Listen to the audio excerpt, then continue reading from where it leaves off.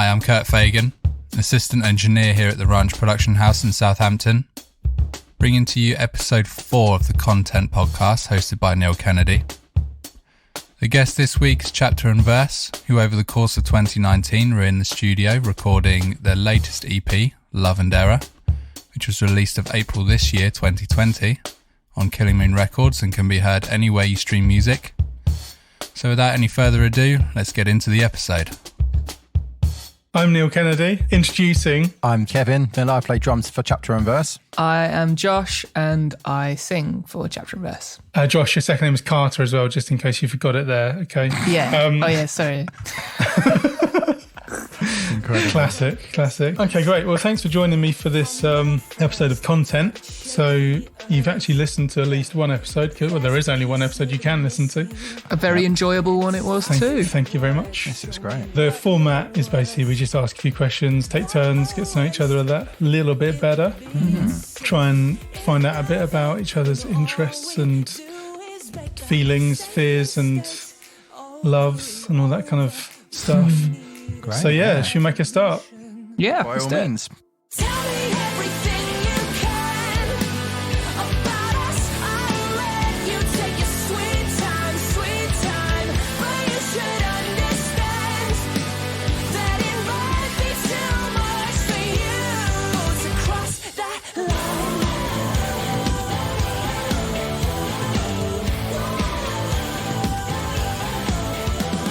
So do you want to go first or shall I? I'm easy. I'll go first. I've got a good one. Go on then, Josh. Number 1. Tomorrow morning, you go down into the studio and waiting for you is a dream lineup of musicians to record an album. Other than me and Kev, who would you pick? Dead or alive?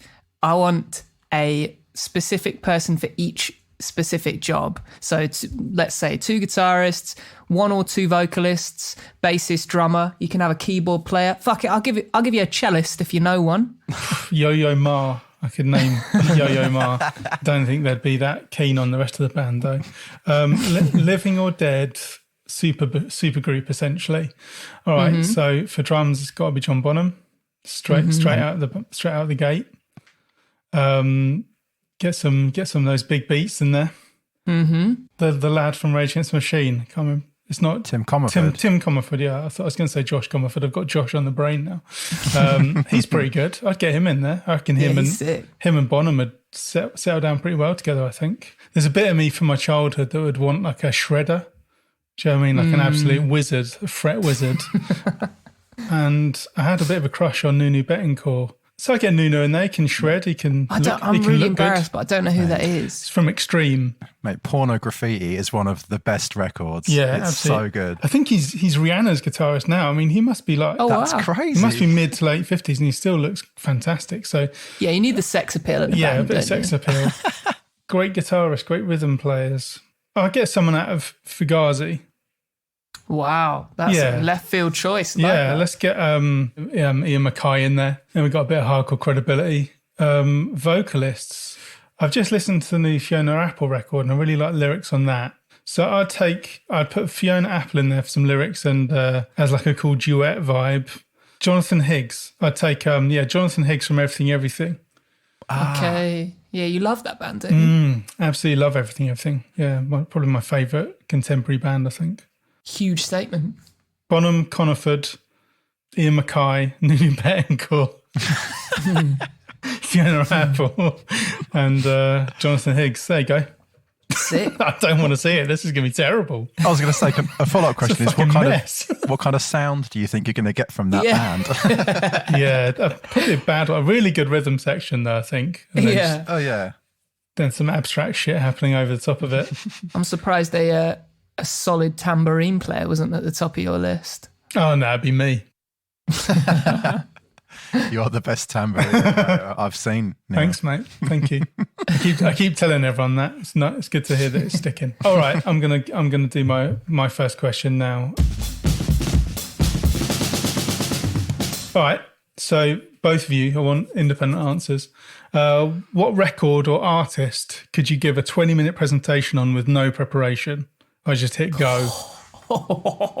That's such a good question. That's a ripper. I think the band I'm probably most familiar with and could talk confidently about is Biffy Clyro. Okay. But even at that point, I don't know if I'd have enough to discuss or like present a 20-minute kind of bonanza on them. I think I'd probably wear out of. I mean, I could talk about my thoughts and opinions on the band for 20 minutes. Yeah, that's it. You could break down every album, couldn't you? Actually, I'm sure I could flesh that out into 20 minutes. So the answer is Biffy Clyro. Thank you, Kev. You're Josh? very welcome. I don't think I would struggle for a minute to do a 20-minute session on Slipknot's self-titled record. I think I could tell you every aspect of that. Wow, I did not expect that. Yeah, that's a big one for me.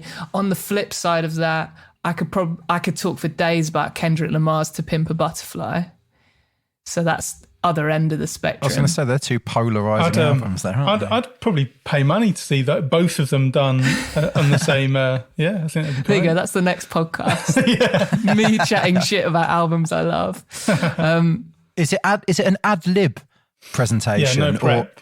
Right, yeah. Just got to get up and it'd have do to it. be Biffy then. I'd be confident about those two. Yes, sir.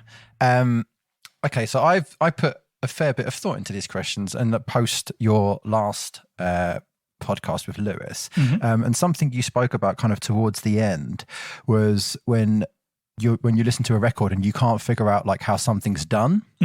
And like you kind of get really analytical with it, and like you mentioned, you didn't sleep and stuff. Do you find that you can still enjoy music just for being music in that kind of innocence, or are you constantly breaking stuff down? Has there been a recent record that's made you like kind of forget all of the details and the production value of it and stuff, and just enjoy the record for being that record? I think with music, it's really easy to kind of go down that rabbit hole of analysing stuff, especially when you're engaged in the production process or the songwriting process. And I still find it really frustrating when I listen to a record and I love how it sounds and my mixes just don't match up to it in the way I want it to. They might be good on their own merits or whatever, but I think probably around about 4 or 5 years ago, I really got to a point where I could listen to music and enjoy it again. Not everything, but I think the records that probably tipped me on that road were the third Everything album, Pup's first album, and Speedy Ortiz Foiled Ear. Those two records all came out roughly at the same time, and I was in a certain space in my life when maybe I had more time to just sit and listen to music. And I kind of got to the point with those that I could just let it wash over me to a point where if I actually chose to analyse it, I'd be like, oh shit, I hadn't noticed that before. Case in point, Raising the Skate by Speedy Ortiz. I must have listened to that record or that song about 200, 300 times. I only just noticed the other day that the overheads turn on and off. Like the symbols just like appear, like gated, or almost like someone fucked up. That to me says, hey, I just sat and listened to this for 4 years and enjoyed it. Didn't notice it, didn't analyse it. Yeah. Was that like a kind of like a paradigm shift for you? Like suddenly you switched off the analytical thing and you appreciated all music, or just those records in particular? Just those. I think just ones that kind of make me just enjoy listening to music, which is rare. Definitely is rare. I try and listen to new music quite a lot, and there's very few things that make me come back to it, if that makes sense. Yeah, I understand that. Yeah. Like I say, I find it quite rare now that I'll find a record that I'll listen to it once, and there has to be something very special about it to make me want to listen to it again. Yeah. Great. That's a good question, mate. That is a good question. You start in your own record label. The first band you'd sign is, and obviously they have to be available to be signed. It can't be, 1975 and I'll just make £10 million and get those platinum discs. They have to be available to be signed. Yeah, like an unsigned new up and coming band that you've seen. Who would you put your time and your money into? I mean, open it up to it doesn't have to be unsigned, but maybe not like a big established band. Yeah. Okay. Like you guys, say for example, I wanted to sign you guys. I think we could, with enough money behind us, we could figure out some kind of deal that everyone's happy with. Yeah. I've got two ones that immediately come to my mind Go on. of like upcoming bands, and I think neither of them are signed. Either Bellevue Days. I think their Great shout. Their album I thought it was so good. I really enjoyed it. Very clever. Or a little undiscovered gem, I think is Tirade from... Couldn't agree more. They are absolutely out of this world. I think they're like a fledgling band that are already writing at a higher level than a lot of professional bands. I think they're just not that they're not professional, you know what I mean. I think they're fantastic and very clever, very unique. They'd make my list, definitely. Kev? I rate Delay the Liar a lot. They recently went through a lineup change. But yeah, it's quite a big change, isn't it? It's quite different from what it was. Yeah, absolutely. Like 2-piece, well, to 3, so I guess it's not that big a change. But like the dynamic of it has changed significantly, and I think the material that they're putting out now is a big step up. And I'm excited to see what they can do. Probably another band would be Wallflower. Like I'm not 100% sure of their record deal situation at the moment, but they're another incredible band, and they're due to release what I'm lucky enough to have heard is a fantastic record. So both of those are Ranch alumni. So Delaire did their first stuff with Dom Wright, and obviously Wallflower worked with Lou Johns on that record. The last Wallflower track was so good. Yeah, they're fantastic, aren't they? Really Brilliant strong. band. Brilliant band. Yeah. So some of my favourite records of all time are ones that didn't grab me straight away, but grew on me more and more the more I listened to it. How do you think the age of instant gratification is affecting the way that people make music? And do you think that there's less room for slow burners in the current climate? The current climate being 2020, not during a pandemic. I think a lot of how people consume music's changed, hasn't it? And it probably means that people that put their time and money into music are looking at slightly different things than they were maybe 10, 15, 20 years ago. I think like there looks like there might be a kind of model in which people release, bands, artists, whatever, release a series of songs. And once they have attention or like a market, then they can release something which challenges a listener a bit more in terms of their engagement and their kind of like... outside of that sort of paradigm of single songs that are singles, after you've got a bit of an audience, you can say, all right, well, look, this is us with our fancy gear on. Do you want to come dancing kind of thing? I think for someone of my age, your generation as well, albums probably still hold a really special place. But I think you go 10 years younger, 12 years younger, then albums maybe aren't such a big deal. And this kind of stream of content is probably preferable. Do you think is your implication there that you think maybe that the days of albums are numbered, like as in like the album will kind of eventually, possibly apart from like diehard musicians and music lovers, that in terms of like kind of commercial popular value, culture, that albums, they may not become as relevant or maybe disappear altogether? What we'll probably end up seeing is some kind of like structured music industry whereby if you are a rock band, you have a very different kind of pathway to success than if you are an R&B artist or a grime artist or something like that. Okay. I don't think the album's going to disappear. In fact, if anything, I think I know you said non-specifically pandemic lockdown, there's probably a lot of artists writing material in order, which becomes a body of work rather than a series of individual songs. So we might actually see a little renaissance of the album. Just a prediction there. Within individual tracks, though, do you think have you noticed at all artists making more concise songwriting decisions, as in like shortened or like quicker to access when they might have 10 years ago made longer, drawn out, do you know what I mean, developments? I might just be putting words in your mouth there. But no, I'm just thinking of like, okay, so if I take a record I made in the last year, I don't think a single record I made in the last year had songs longer than 4 minutes on it. If I go back 10 years to like Burn the Fleet or something like that, there was like 5 or 6 of the songs on that 10-track album were 5 minutes, 6 minutes. Yeah. So it probably, I mean, I don't think that's like evidence that just proves a point. No. But because obviously genre-wise, they are a bit more of that kind of expansive rock music. I think it's going to be genre specific, and we could ask the question to you. You guys are songwriters. Are you wary? Do you look at the time meter when you're writing? I do. I have more recently. I've got a really like bad habit of like the first minute. That's the big thing I watch. If I haven't got at least halfway through a first chorus by the time it's a minute, I will look to cut something. So basically all songs nowadays are front loaded. Yeah. Without a doubt. Like in terms of how I try to approach things massively. Normally you'll see some kind of big dynamic shift in the first minute as well. Yeah, hugely. Which is really weird. I don't know if I'd do that if we were still making, if everything was purely physical and money was easier, because I suppose maybe I'd be less afraid of being a bit more self-indulgent. I think if you had a hit record, your second record, you wouldn't look at that time bar again.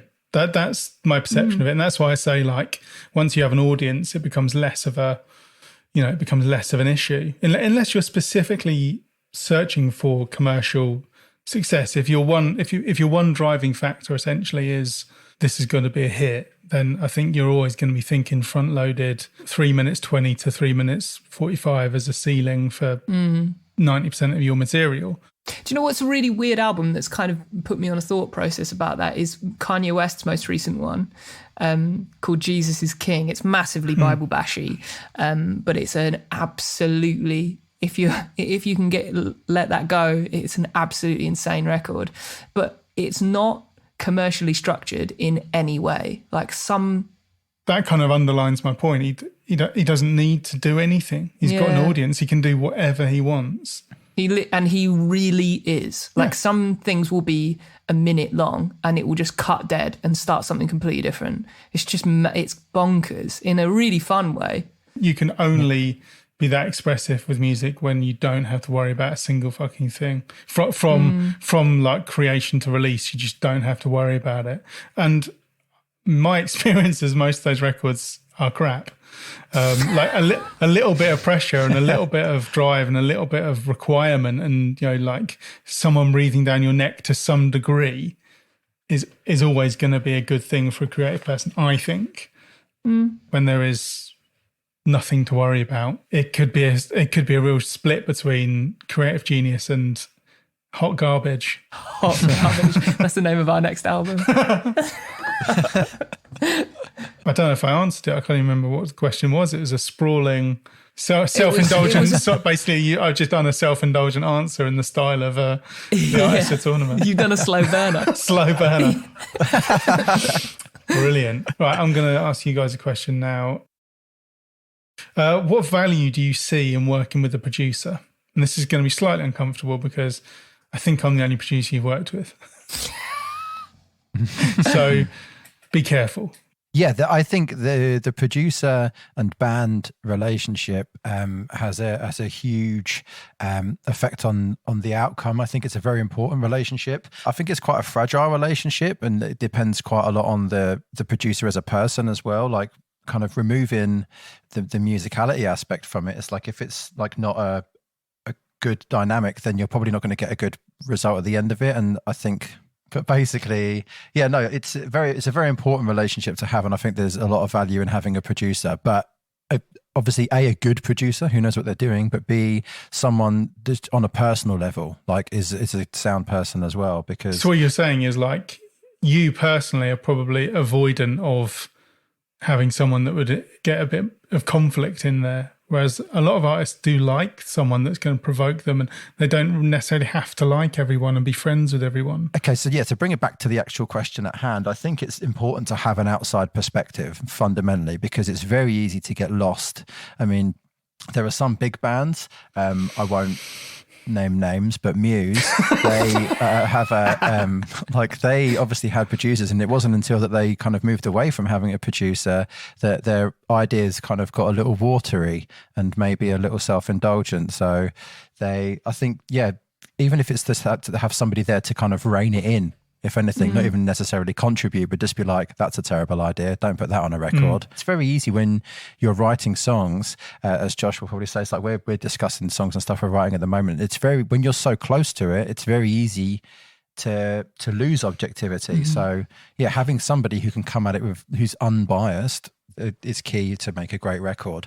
One thing I will say though is that there seems to be also a big rise in like home production, like people making songs in their bedroom and stuff, which obviously has no producer involved because it is all them. And there's still some great stuff like coming out, like the Billie Eilish record. Those two made it in a bedroom. I mean, it was obviously professionally mixed and mastered and whatever, but like the actual production element came from just them. So I don't think every artist needs a producer. Like even as someone that wants to consider themselves a producer.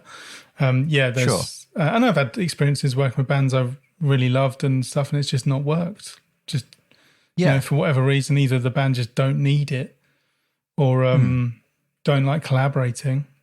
I wrote 3 things. I wrote trust, widescreen, and being pushed. Trust being widescreen's good.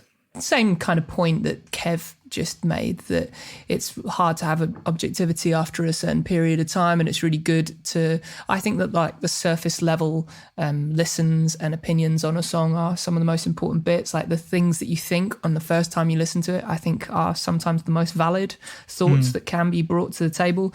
So to have somebody that is a lover of music but also understands componentry and how things work well, being able to get an immediate widescreen view from that person, I think is always really good and useful. Trust is on a few levels, really. I think mainly like trusting somebody that they'll be able to help you and work with you to achieve like grandiose ideas. I definitely know that I have been like guilty of like my ideas are bigger than my capabilities are, and like being able to put something down on proverbial paper and then you step back and you're like, oh, that doesn't quite sound how I imagined, but somebody might know how to be able to turn that like initial idea onto the, like, to put it on the plane that you're envisaging. Would be really, that's like amazing and invaluable if you can find a producer that you trust to be able to do that. I put being pushed. And that's more vocal tracking for me. Like you were saying, like some people like people being harsh. And with vocal tracking, I'm quite like that. Like I want it to be, I'm not precious about editing and overgoing and melodyne and whatever. Like I'm not precious about any of that. I want it to be absolutely perfect. And anytime you go back, you can't find a single thing out of it. I think in my experience of working with you, Josh, like the problem is, you are really good at singing. So when you do something like, I can only relate to what I would do, and I'm like, that's pretty good, man. Like, let's move on. And you're like, oh no, I can get 5 times better than that. It's like, oh fuck, all right, let's find out what that sounds like then. Like there are people I think like you're after, like that kind of perfect, everything is flawless. But some artists, I mean, I could. Like Matt Reynolds, who comes up quite often, like he's like, I'll do 2 takes, and if we haven't got it in those 2 takes, it's not to be. Do you know what I mean? It's just that kind of approach. I don't know, Matt. So is that because he can't be bothered, or because he wants it to be like art? Do you know what I mean? Like, this is what I've performed. Yeah, that's it. It's that kind of like idea of, I mean, that's what I performed on that day, and this is a record of that kind of thing. It's like the Bronx. I think the Bronx only do I think they set up I heard a rumour, this might be wrong, that they set up in a live capacity, everything apart from vocal. They perform it 3 times and they pick a take, and that's the record. I kind of like being a bit of a butterfly and flitting between approaches, but when we did the Milk Teeth record that came out recently, that we did it a bit like that. We just set up live, everyone played together, hit go, and basically picked the take out of of what we got. We then did further editing. Then as chance would kind of have the drummer left, we had to redo all the drums. So to redo all the drums to match the live performance of the other ones. So it turned into an absolute jigsaw of getting things to kind of fit together. But so that kind of pissed all over the playing together idea. But no, I kind of like both approaches, but I like to be as the producer or in that capacity, really an engineer, just like I kind of need to be led as to what you want, what one artist wants. I never force my approach on someone because... But equally in the same way, like if you are working with a producer, I feel like if you've made that decision, you should be ready to have things either like have their comment on or to have alternative ideas and thoughts put forward. Like if you've made the decision to work with a producer, the producer says maybe you should try this guitar instead of that or whatever, and you're like, nah, fuck off, then what's the point? Like, do it yourself if that's how you want it. I mean I've had that very experienced a few times, but I mean I have my favorite approach for doing stuff. I like doing stuff as performances, so I like doing let's do at least the verse, then the chorus, then the whatever as a performance, like for vocals, for guitar, for whatever. The idea of like recording guitar parts and sitting and mechanically making sure every single note and whatever's in time, and that makes me feel that's not what I signed up for. That's data entry. Do you know what I mean? I don't want to do that. I want to capture a performance and try and make it something people want to listen to. But there's people that love that shit and people that want to do that stuff. And we need to find the way to marry up those people with those people. And that's all good, isn't it? Do you think genre has a lot to do with that? Like, because obviously, like when you're using like electronic samples, it's always going to have to kind of be perfect for it to work properly. If that makes sense. I don't think I necessarily agree with that. So I think a lot of people use electronics in an imperfect way. Yeah, absolutely. Like if you listen to a lot of modern hip hop, the beats are out of time in some respect. I mean, they like swing so hard that the hi hats are slightly off kilter to everything else. I think people are embracing that kind of idea that it doesn't have to be perfect. I suppose if you have like a MIDI trigger and stuff, then there's still like a performative element definitely available. And you did mention the word genre, and I think absolutely it comes down to that. Like if you're making djenty kind of stuff, like djent that's all scrappy and you can hear all the like noise in between all the little stops and stuff, kind of defeats the point of it. But, I'm always torn with when it comes to vocals, because on the one hand I want to be like Jason Allen Butler from Let Live, like just send me into a room with a microphone and let me go wild for 2 hours, and then we'll use something from that. And then on the other hand, I like listen to a Charlie Puth record and I'm like, I want it to literally sound like it cost thousands and thousands of dollars. Like I want it to be absolutely perfect. So I'm like always in this like weird space between that. Like I wish I could just perform it like Charlie Puth's record sounds. I think it's just like having different shoes for different things, isn't it? Some days you want to put your shiny shoes on, some days you want to put your Ugg boots on and just chill out. So, do you own Uggs? I don't own Uggs, no. I just said it because it was funny. Self-doubt is something that a lot of people in creative arts like deal with on a daily basis, and you can obviously spiral and start questioning choices you've made, like life decisions, that kind of thing. I mean, earlier on you mentioned that after you'd finished your degree, you didn't watch films and stuff for like 3 or 4 years. Like, and again, like something you mentioned in your podcast with Lewis was like you reached a point where you didn't want to be in a band anymore and you wanted to be a producer instead. Have you ever questioned that decision? Have you ever had days where you're just like, do you know what, maybe being a producer isn't for me, or recording bands isn't for me? Yes, I have questioned it, and I think my sort of like worried face was, I thought you were just going to ask me, do you have self-doubt? As like I was going to start crying for the next 10 minutes, which it isn't. No, I wouldn't be that. Isn't great podcasting content, I don't think. Yeah, I have. I doubt it a lot, actually, especially. I think I doubt sort of the roles specifically, whether I should be producing, whether I should mix, whether, like all that kind of stuff. I have a lot of anxiety about myself as a mixer. I think like I'm pretty confident when it comes to producing stuff. I think I can 9 times out of 10, I can bring value to a project. Yeah. Maybe 8 times out of 10. And I'm confident with my engineering, but my mixing I'm super anxious about, and measure yourself against people you like and respect and listen to and stuff. And it's like, oh God, am I shit? Is that in comparison to current mixes that are going out, or records that you aspire to be like? Answer C, all of the above. Right. That kind of thing makes me go like, shit, I've put myself out here now, and I'm not as good as I want to be or should be, or all that kind of stuff. But going back to whether I doubted starting it, I'm going to let you know on a secret. I didn't actually think it through very much.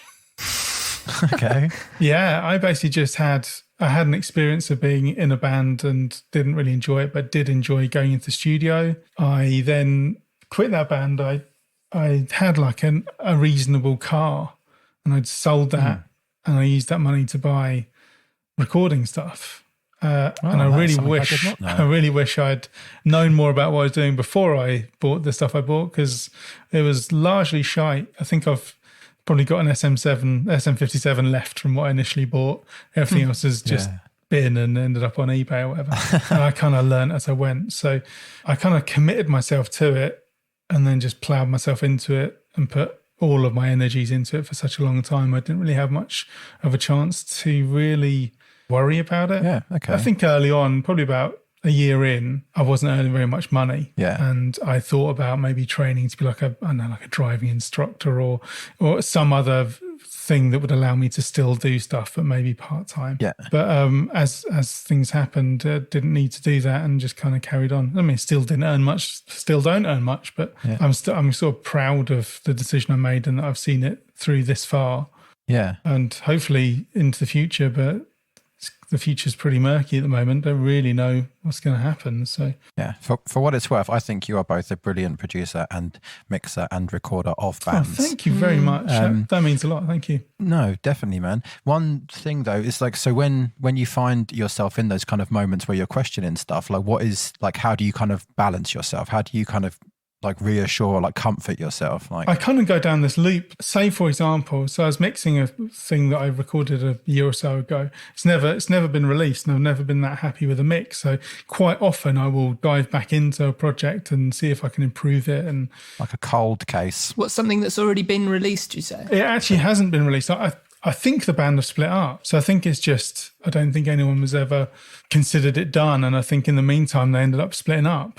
It was just parked, and then I've kind of gone back to it. So yeah, what happens is I'll listen to a reference mix or something, and if I can't quite get there, I get frustrated, and then I go into this spiral that you're talking about, Kev. And what normally brings out of it is the kind of idea that it is all subjective. Yeah. And what's to say just because I can't make it sound like that is better than, A is better than B. Yeah, I couldn't agree more. Yeah. I find it really hard to remember that it is a subjective thing. There is no right. This is better, and this is what you should be aiming for. And I think when you try and fit into like the outline of someone else's art, that's what I would call homogenizing. Like when you're trying to like fit in, and is there merit in that, or should every record just be its own record, irregardless? Or oh god, I've used that word that doesn't exist. Regardless of how it sounds. Because to go back to Speedy Ortiz, like those aren't records that I think people would, your pop listener would listen to and think, that sounds incredible, the production is magical. Yeah. But I would.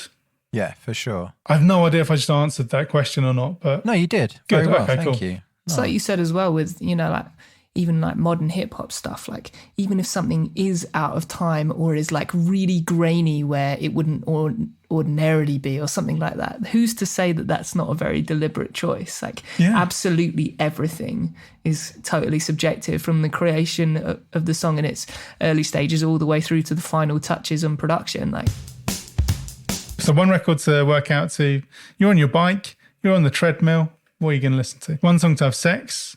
Any position is fine. Wait, one song or one record? One record, yeah. Well, for me, it's one song. But it's not going to last the whole record. And then one record for your funeral. Oh, God. I've got the sex one instantly. Go on then, what's the sex one? In another woman that could take your spot, my... JT. That's a hot record.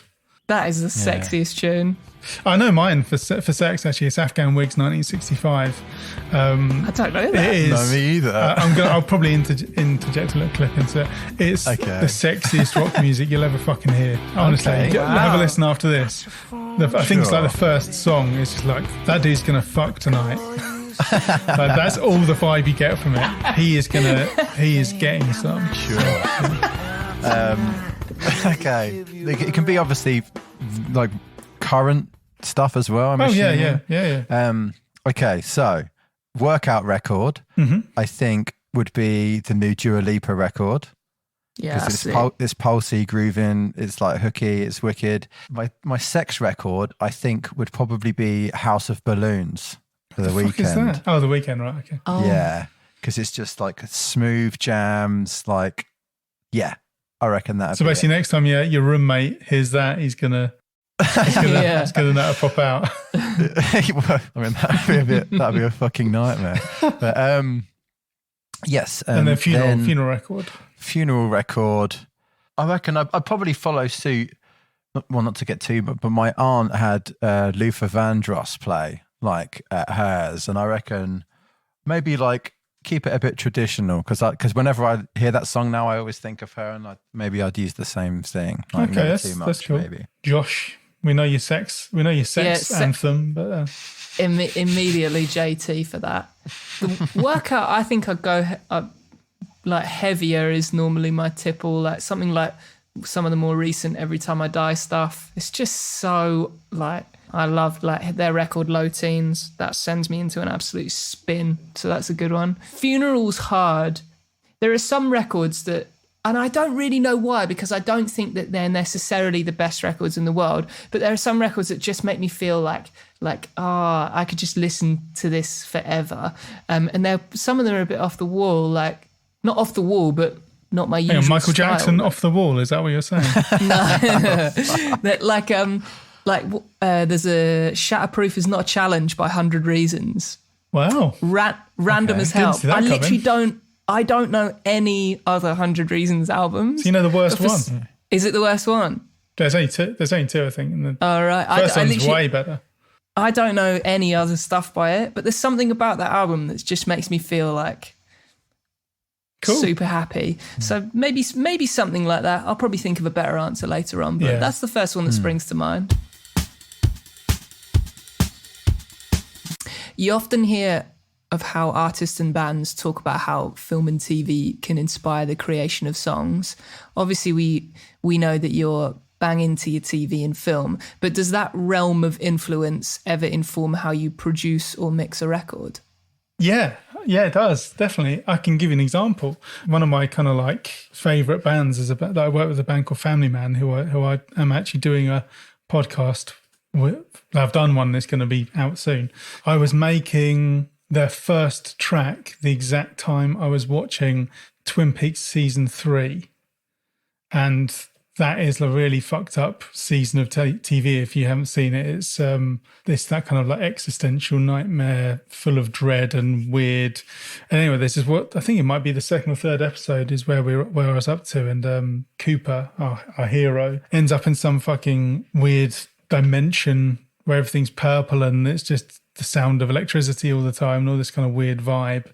And this song was called Vault, and it kind of, when I was working on it, I kept thinking about that Twin Peaks episode, and I ended up finding the audio samples they used for that particular scene, and they run throughout that song. So there's there's the sound of electricity, this kind of like directly from Twin Peaks in sections of the songs, and then in the big trashy heavy bit, there was a sample called The Vortex, and it was basically where Cooper's falling.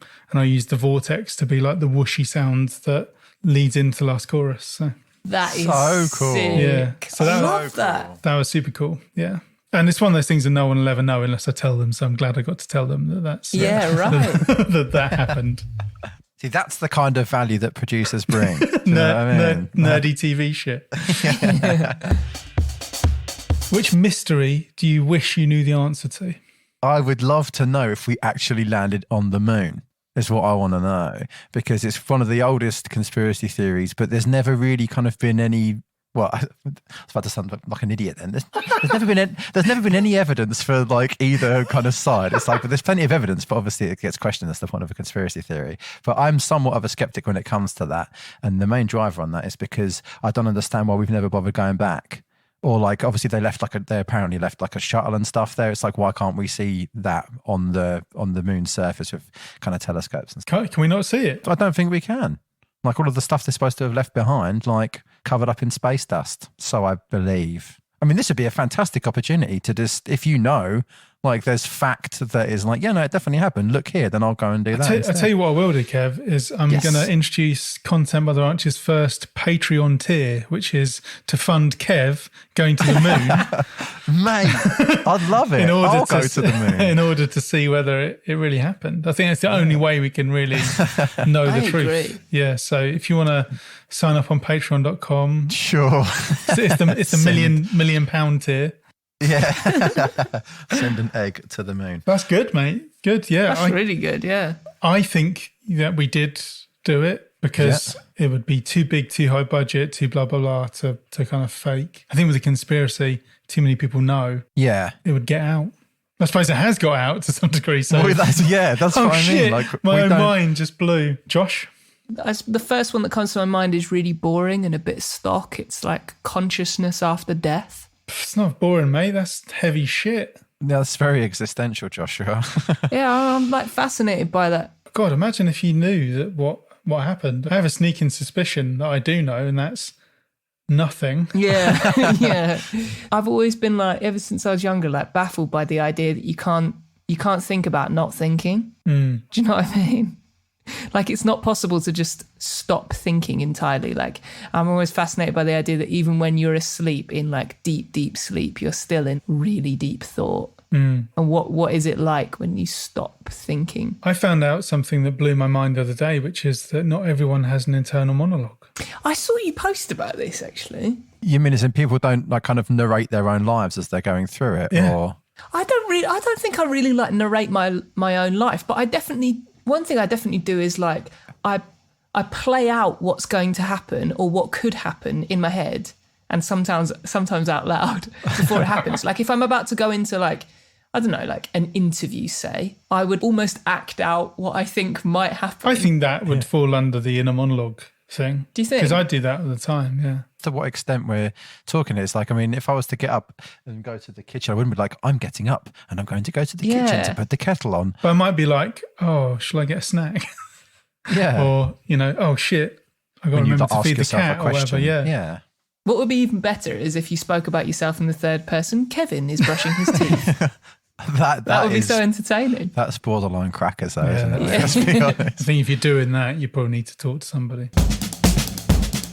We were talking about the program Devs, which is absolutely fantastic. I say semi-futuristic because it talks about kind of like the quantum mechanics and quantum computers, that kind of thing. But that is like, that's happening now. That is what they're working on. Like we're close to cracking like kind of quantum computer, but from an angle of like, that's kind of the next big step towards like artificial intelligence and stuff. Back to music. I mean, that's kind of why we're here to discuss music and stuff. Yeah, like, I suppose so, yeah. But like Logic Drummer, right? I guess must be some sort of like algorithmic AI because it listens to whatever you've recorded and then makes a drum beat, obviously within like a finite set of parameters. But yeah. So there's kind of two parts to this question. Number one is like, when we kind of crack AI, like where do you think the first kind of implementations of it are going to be generally in life and the world? And then to do with music, how far do you think AI will kind of infiltrate into music? Because like obviously there's an element of it there in Logic. Even earlier on Instagram there was an advert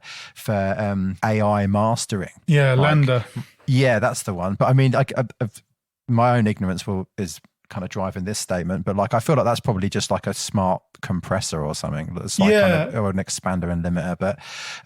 But yeah, so twofold. Like, how far do you think AI will get into music? Will we even see potentially whole songs written by computers, and then maybe the art will then come from kind of the adjustment of the algorithms and like laying out of parameters in? Do you see what I'm? Yeah, trying to no, ask? I can answer that. So Cool.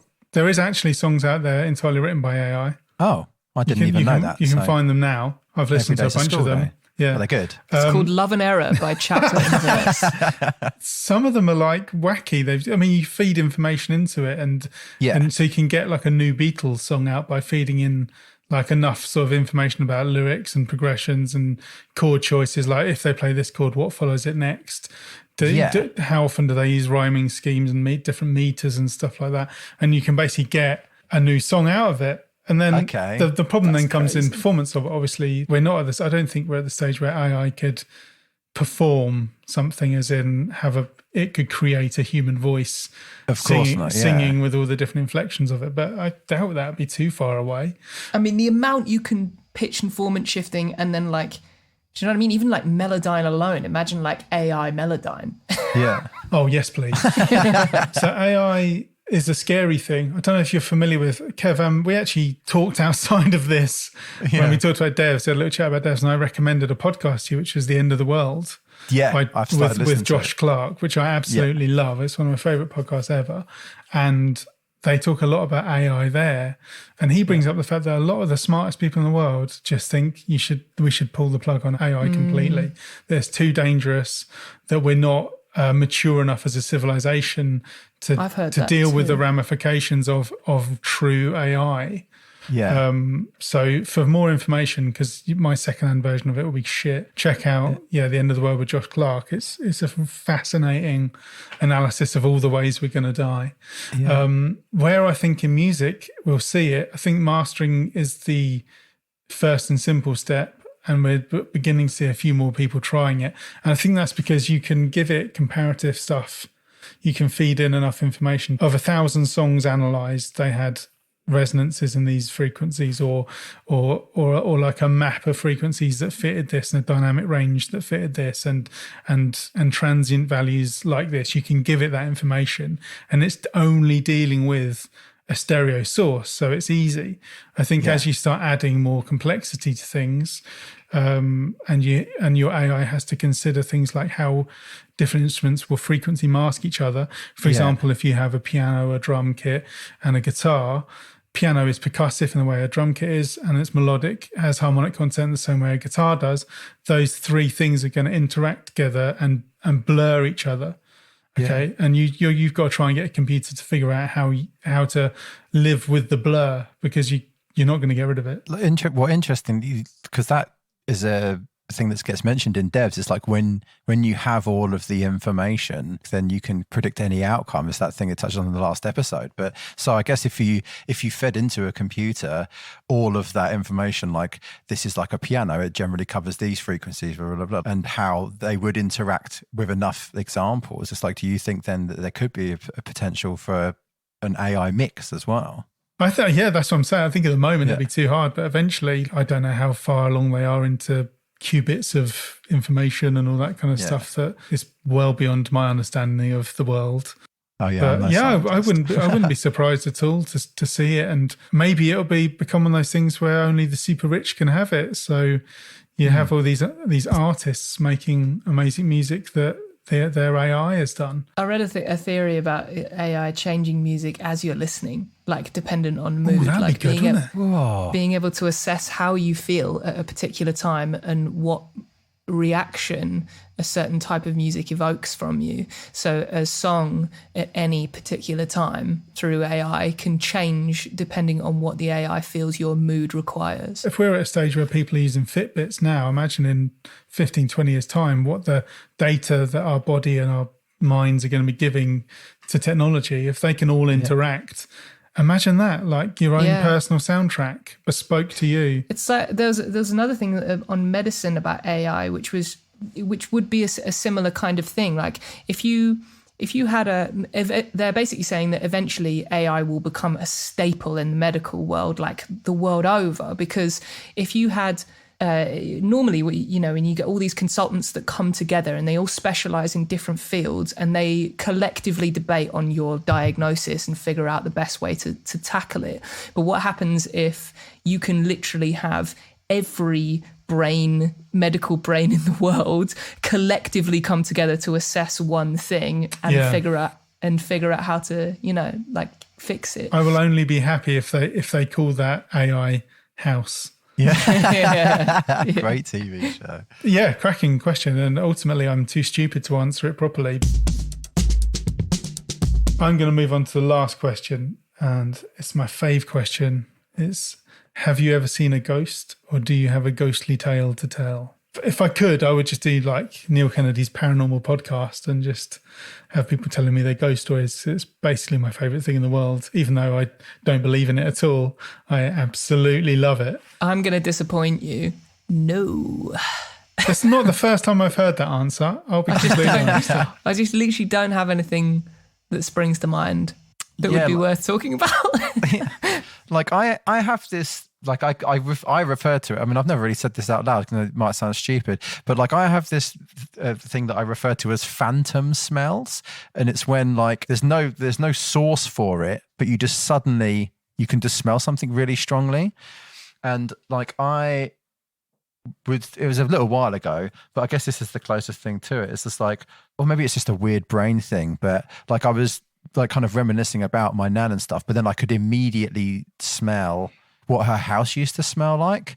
So like not as like a ghost story, but or like a tangible thing. I don't know. No, I think that's interesting. Like your olfactory system and memory are like super connected, aren't they? Like some people were triggered by visual things, auditory things, and smell. I'm with you.